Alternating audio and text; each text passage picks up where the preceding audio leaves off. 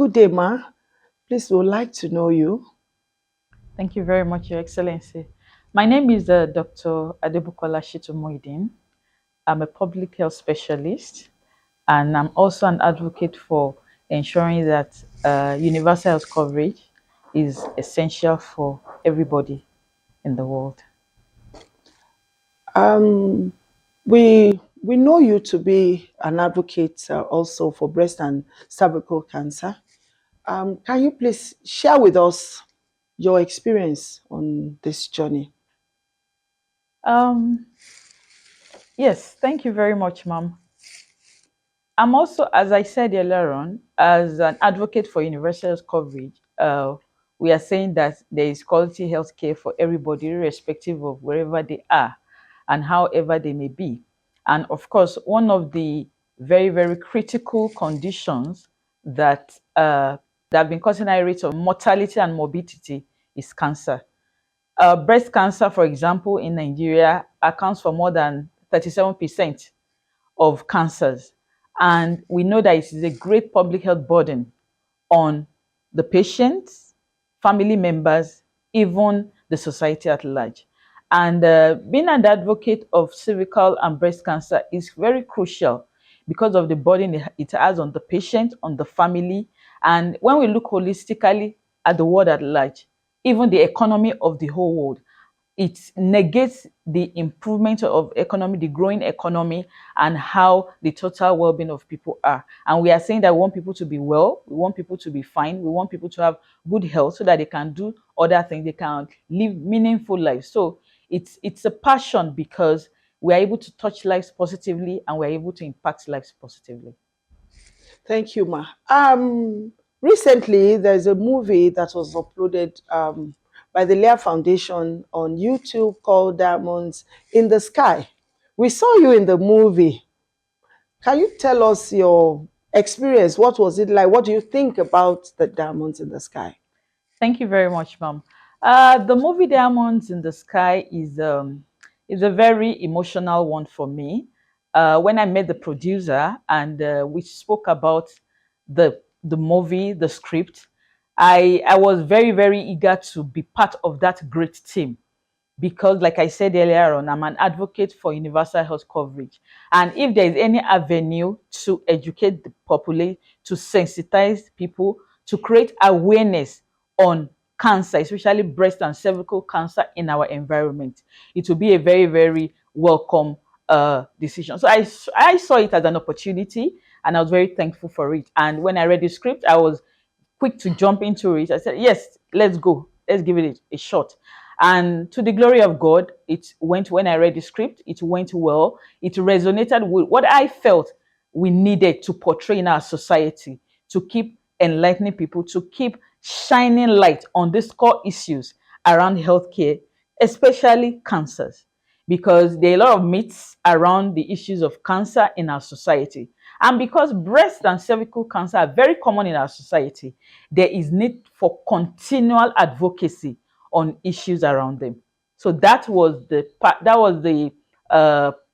driving passion for me, and I just keyed onto it seamlessly. And see you, play the part of a doctor. One would think you are actually a Nollywood star. So, your patient in that movie is was played by Bimbo Akintola. Can you shed more light on her character and how, what do you think about the way the story was told about her having, I don't want to spoil, if you have not watched Diamonds in the Sky, it's showing on LEAH Foundation YouTube page. So I don't want to spoil the movie, so let me leave it at that. So over to you, doctor. Exactly. I'm just going to give a tip of the iceberg. I think one of the highlights for me at that movie, in the movie, is the character played by Bimbo Akintola. And I won't spill everything, but if you look at, for people that have seen the movie, when you look at the journey of Bimbo Akintola's story, one could easily relate. Um, we have low economic status. You now found out that there's something wrong with you. You can't even place it. And of course, because there is no money to go to the hospital, you don't even have hope to say, how am I going to treat myself? You now resort to different options here and there that could even be debilitating and contributing more to what the problem is. I was a very emotional one for me. I can remember in the set, on the set, we actually, there was a point that we had to cut, and we just started crying. And Wow. as I'm talking about it, it still gave me Hmm. goosebumps.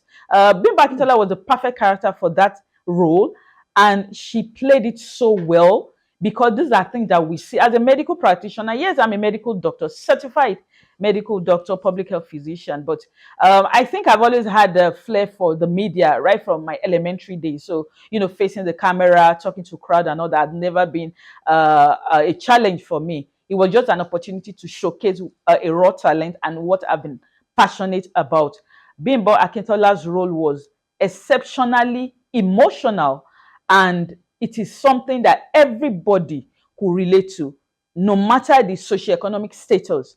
Because one way or the other, we have dependents, we have extended family members, we have distant relatives, that one way or the other, something, not perfectly like that story, something like that could have happened, even with other ailments or other situations around us. So for me, it is just a perfectly scripted story, which I am just advocating that nobody should miss out on. Thank you so very much, Doctor. And we look forward to seeing you on more future productions of the LEAH Foundation. Before I let you go, Ma, I want you to just briefly give us tips on what to look out for, as a young teenage girl or an adult. How do you watch out? What are the things to watch out for to avoid fatality in her breast? Thank you very much, ma'am. So concerning breast cancer, like I said, uh, the indices are there, out there.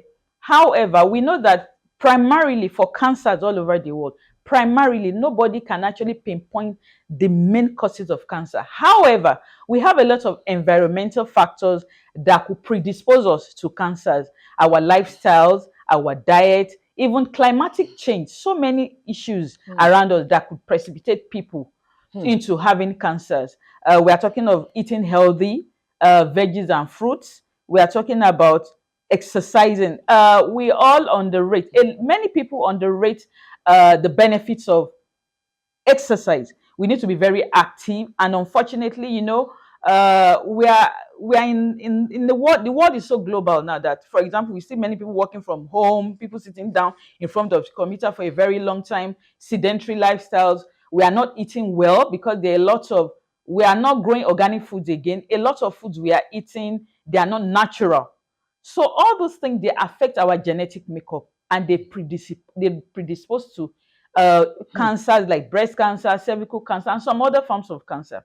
However, as a young children, even in children now, I'm talking of very young adults, we're having increased cases of cancers. And for us as public health practitioners, as physicians, we always advise people through our sensitization and creating awareness that there are some things we need to do individually. For example, a grown-up woman or a young adult, we must learn how to examine our breasts. Okay. We must learn how to identify if we have any slight changes in our probably maybe menstrual flow, as the case maybe for cervical cancer, or maybe, many a times people will just find out that they have a lump or two in their breast. It may even be painless at first. So we need to be there's what we call high index of suspicion. We need to be very vigilant about our bodies. So we need to teach our girls, we need to teach ourselves, we need to understand that we need to know our body types. We need to understand that we must know our body. That's about that. And when we even see some signs that are very strange, I would implore us not to take it with levity. We need to speak out. We need to reach out. And to the glory of God, we have organizations like LEAH that always there to give the support, screening, and all that. Because even for screening, people are not aware. So again, we keep increasing the hype for sensitization and creating awareness. For cervical cancer, it can be caught early. There are screening processes for young growing girls that need to be hyped over and over again. Again, we cannot leave everything to the government. We as private individuals, private organizations that are impacting lives positively, a lot of work that LEAH has been doing over the years, other organizations can learn from them, can form partnerships, because a tree does not make a forest. We need to form partnerships to sustain whatever we are doing. Because for me personally, whatever we are doing and we cannot sustain it, it doesn't make sense. We need to do things and initiate programs, initiate advocacy that will even outlive our generations, such that generations yet unborn, when they come and they see what we have done, they take it up from there. So we need to keep advocating, we need to keep educating, we need to keep sensitizing and creating that awareness that everybody needs. And we also need to let people know that even when we have people around us with these cases, there is need for us as a family, as a society, to rally around people, to give that comfort, to give that emotional support. Because psychologically, when people are sick, common ailments, they are down. Not to talk of the high falutin ones like cancers and all that. So cancer patients, they need a lot of support from the family, from the society, and we all need to be our brothers' keepers and our sisters' keepers, as the case may be. Thank you so much, Doctor, for your time, and we look forward to having you again to give us tips on how to live healthily. So you've heard from our doctors. One thing for us at the LEAH Foundation that we believe in, and thank you, Ma, for speaking to the people around patients. For us at LEAH, we believe that being diagnosed with cancer is not a death sentence.